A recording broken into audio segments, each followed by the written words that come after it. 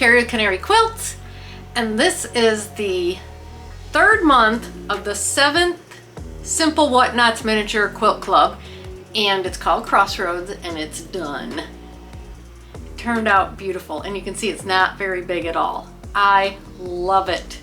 I love miniature quilts. I love how much is going on in this quilt, and it's small. And I got it done in a few days, working on it. So in the other videos, we got all the way up to here, all the way around. I got a little string. And then in this video, I'm going to put together this outer border here. And then I quilt it and I bind it. And I show you a little bit of my quilting. I did some feathers. And on the binding, I show you how I join my binding after I have it sewn on. And I also used bottom line thread to stitch in the ditch around the edge, and I've never done that and it disappears. So if you've never used bottom line thread, it's by Superior Threads. It's made for bobbins, but I used it in the top thread and it just totally disappears. So I have a link down below to bottom line thread if you're interested in checking it out. So I would definitely check it out. But yeah, turned out great. So let's get started finishing this little quilt. I just wanted to remind you that this is month 3 out of 8, so there's 5 more of these coming up. So if you liked this video and you liked watching me do this, or if you're doing it with me, then subscribe down below and you'll get notified every time I put up content on my channel. And you can follow along with this, or my US State quilt block journey, or my what's in the box videos. I got lots of stuff going on. So yeah, hit subscribe down below and like this video. So thank you very much. Okay, we're all set up for the third border, and I've already gone ahead and done 3 of them. They're all flying geese units, so we've done enough flying geese units so far that I'm pretty sure you know what you're doing. So we need 3 red flying geese units in the middle, which I have set up right here. But then the next ones are a combination of a red and a green. So to do those in our last row, we're going to need to mirror our flying geese like this. So that way we have 1 for each side and it matches up with the 3 reds in the middle, or the cranberries. So you'll be sewing down this side and down this side, and then you'll add the greens to the other side. And then you need 4 teal units that are just kind of mixed here. So that's what I have right here to make, are these 4. And then I left the 1 long border. We have 2 shorts and 2 longs, and I left the 1 long border to show you that we're going to put the 2 squares on the end here. So I'm going to get all these flying geese made, and here they are. There they are. Okay, let's get these laid out. So we want 3 reds in the middle, and then we need to match up these red-green ones so that the red side lands next to the red, the green next to the green. And then after that, just put your green ones out there in any order that you would like. Is that even fitting? Yep, it's fitting in this. And then we will put the green ends on. So this one is going to look like this one. So it says to iron towards the way that it's going to give you the best point. I've literally just been ironing from the center out to each end, just like we did in the last border. So that's it. Just assemble all these little flying geese, iron it out how you want to, add your end pieces, and then we'll have all 4 borders we can put onto our quilt. And just like that, I have 4 finished borders. 2 long ones, 2 short ones. So I'm going to put the long ones aside. We're going to be working with the short ones. I'm going to pull my little quilt in here.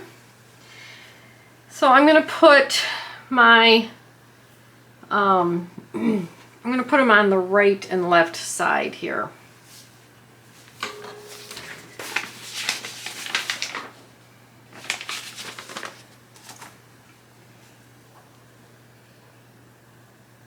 So that's how you want it to look with the cream towards the inside of the quilt.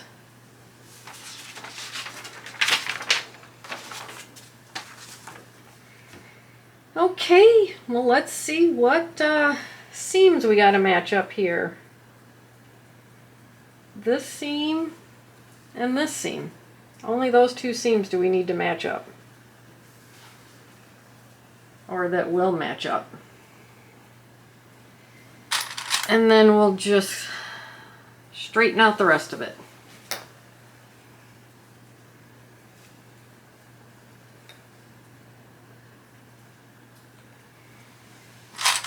And then we'll sew it 1/4 of an inch. And this border we will actually iron towards the quilt. So let's get this lined up.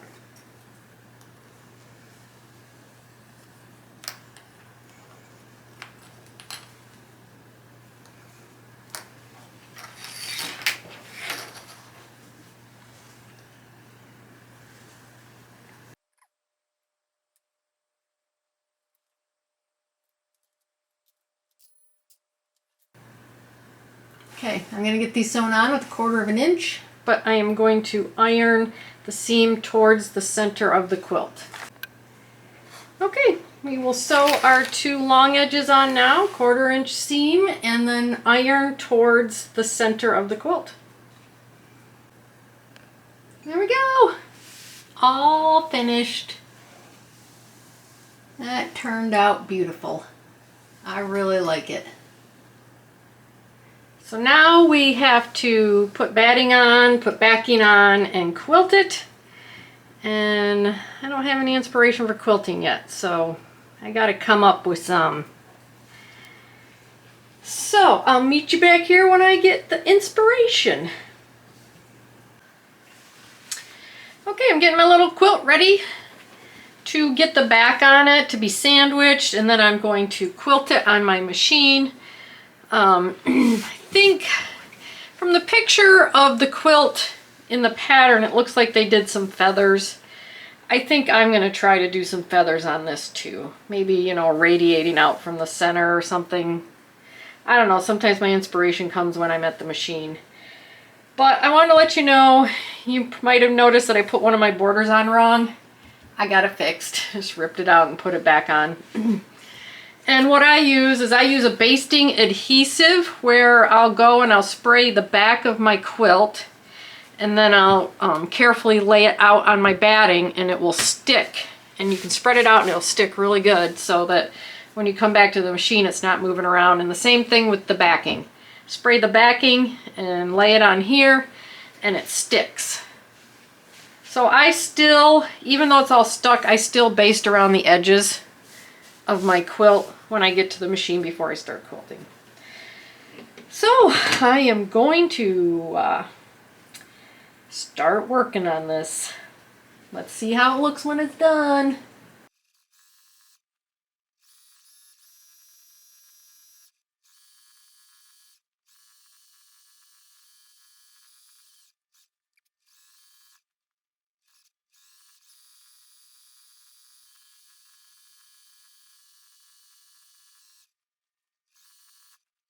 So I'm over at my machine and I just want to show you how I start my binding.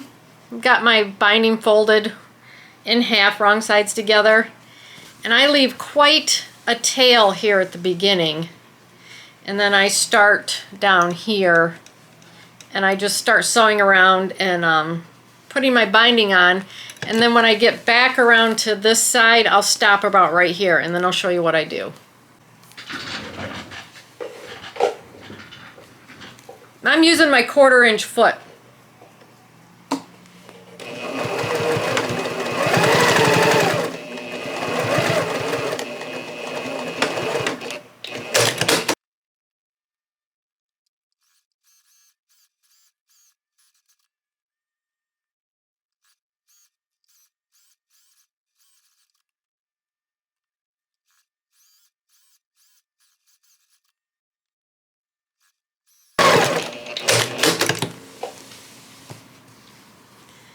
Okay, so I've got this section here that isn't sewed, a ruler. So what I'm going to do is, this is going to be my bottom one. This is where I started. I'm going to cut this about in the middle. And then I'm going to fold this over top. And since we have a 2.5 inch width, this is what we cut, our width of this, I'm going to measure 2.25 inches from the bottom. So I'm going to line it up with my bottom section here, lay this on top, and then cut my top section, whoops, at a 2.25 inch.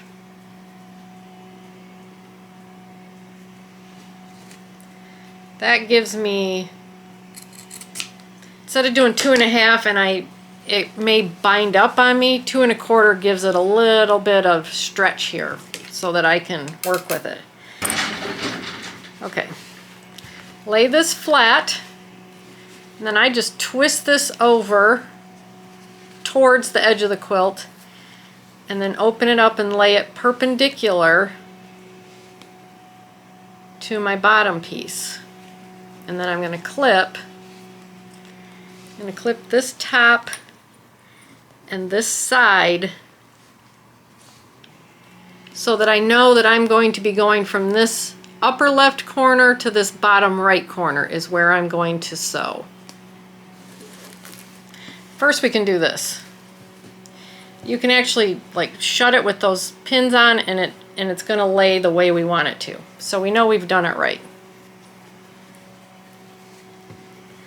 So let's get my quilt folded up. I've got my pins on the right side here so that I know I need to go from the upper left to the bottom right.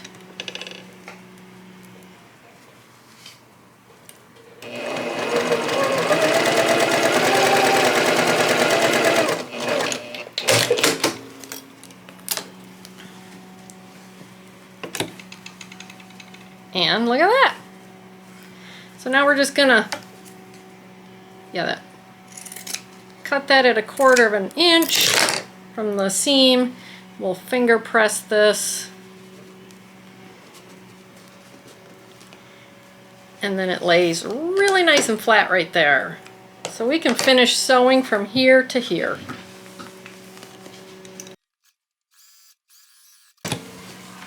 And there, we finished our binding on there, and it fits perfectly. So when I stitch my binding down, which I'm going to do because I'm keeping this quilt, and like I always say, if I'm keeping it, I'm going to stitch it down. I'm going to try this. It's Superior Threads bottom line thread, and it's really thin, but it's strong, and it's dark to go next to this, and I'm going to stitch in the ditch. So I'm going to give this a shot on top, and I'm going to use it in the bobbin. But yeah, this is great stuff because you put it in your bobbin, it's so thin your bobbin will last forever. And it's great thread to have on the bottom. But I'm going to try it on the top and see how it goes.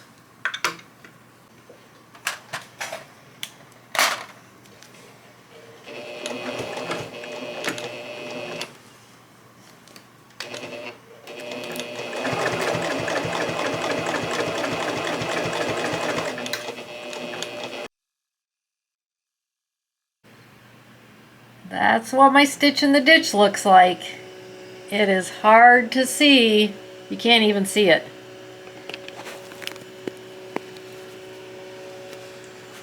And then that's what the back looks like. So yeah, that thread pretty much disappears. I'm going to use that in the future.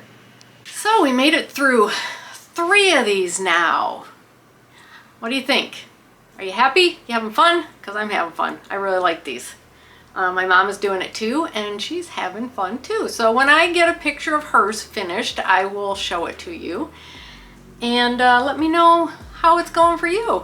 Leave a comment below, go to my Facebook page, leave a comment there, send me a picture of what your little quilt looks like. So thank you very much for watching this video.